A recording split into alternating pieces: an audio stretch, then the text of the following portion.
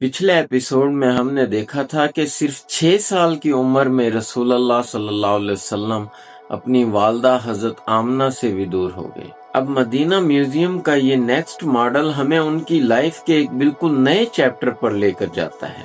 تو چلیے سب سے پہلے اس ماڈل پر نظر ڈالتے ہیں۔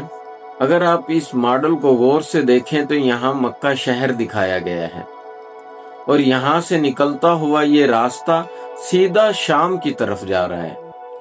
لیکن ایک منٹ، خانہ کعبہ کے بالکل سامنے یہ ایک الگ سے بیٹھنے کی جگہ کیوں بنی ہوئی ہے؟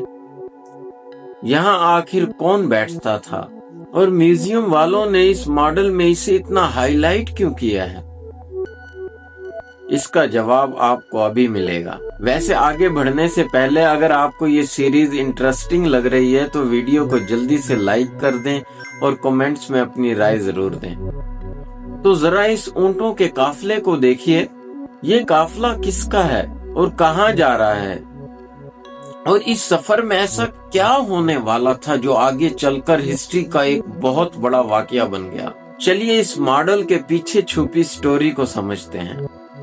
کعبہ کے سامنے جو خاص جگہ آپ کو نظر آ رہی ہے نا، یہ قریش کے سردار اور رسول اللہ صلی اللہ علیہ وسلم کے دادا حضرت عبد المطلب کی مخصوص جگہ تھی۔ وہ مکہ کے سب سے بڑے لیڈر تھے، اس لیے بڑے بڑے سردار بھی ان کی رعب کی وجہ سے وہاں بیٹھنے کی ہمت نہیں کرتے تھے۔ لیکن ایک چھوٹا سا بچہ جو بنا کسی ڈر یا جھجک کے آتا اور سیدھا دادا کی اس خاص نشست پر جا کر بیٹھ جاتا، وہ پیارے بچے اور کوئی نہیں، ہمارے نبی کریم صلی اللہ علیہ وسلم تھے۔ جب بھی خاندان کا کوئی بندہ آپ صلی اللہ علیہ وسلم کو وہاں سے ہٹانے کی کوشش کرتا تو دادا فوراً روک دیتے اور کہتے، میرے اس بیٹے کو کچھ مت کہو، اللہ کی قسم اس کا مستقبل بہت شاندار ہونے والا ہے۔ پھر وہ آپ صلی اللہ علیہ وسلم کو اپنے ساتھ بٹھاتے، پیار سے سر پر ہاتھ پھیرتے اور بس فخر سے دیکھتے رہتے۔ مگر افسوس، دادا کا یہ پیار زیادہ دن تک نہیں چل سکا۔ جب رسول اللہ صلی اللہ علیہ وسلم صرف 8 سال کے ہوئے تو حضرت عبد المطلب کا انتقال ہو گیا۔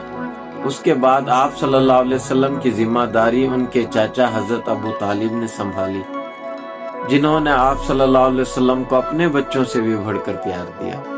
کچھ سال گزرے اور جب رسول اللہ صلی اللہ علیہ وسلم کی عمر تقریباً 12 سال ہوئی تو حضرت ابو طالب بزنس کے سلسلے میں شام کے سفر پر جا رہے تھے۔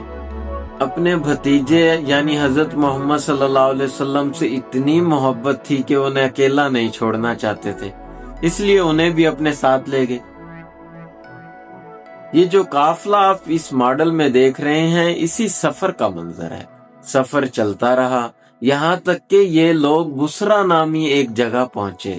وہاں بحیرہ نامی ایک عیسائی رہتا تھا، جس نے دور سے ایک عجیب نوٹس کیا۔ اس نے دیکھا کہ اتنی تیز دھوپ میں ایک بادل مسلسل اس قافلے کے خاص بچے پر سایہ کیے ہوئے ہیں اور چل رہا ہے ساتھ ساتھ۔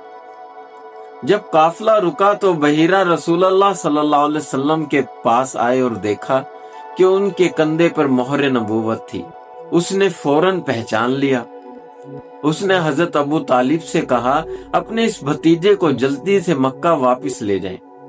اگر روم کے لوگوں یا دوسرے گروہوں نے انہیں پہچان لیا تو وہ انہیں نقصان پہنچا سکتے ہیں، یہ کوئی عام بچہ نہیں ہے۔ حضرت ابو طالب نے یہ خطرہ بھانپتے ہوئے مشورہ فوراً مانا اور رسول اللہ صلی اللہ علیہ وسلم کو مکہ واپس لے آئے۔ تو جناب، مدینہ میوزیم کا یہ ماڈل صرف ایک بزنس ٹرپ نہیں دکھاتا، بلکہ بچپن کے ان معجزات کو یاد دلاتا ہے جو دنیا کو بتا رہے تھے کہ ایک عظیم انقلاب آنے والا ہے۔ لیکن کہانی ابھی ختم نہیں ہوئی۔ مدینہ میوزیم کا اگلا ماڈل ایک اور دلچسپ واقعہ دکھاتا ہے۔ آخر حضرت خدیجہ کی نظر رسول اللہ صلی اللہ علیہ وسلم پر کیسے پڑی؟ آپ صلی اللہ علیہ وسلم کو اپنی تجارتی قافلے کے لیے کیوں منتخب کیا؟ اور پھر یہی سفر ایک مبارک نکاح کا سبب کیسے بنا؟ چلیے یہ سب ہم اگلے ایپیسوڈ میں دیکھتے ہیں۔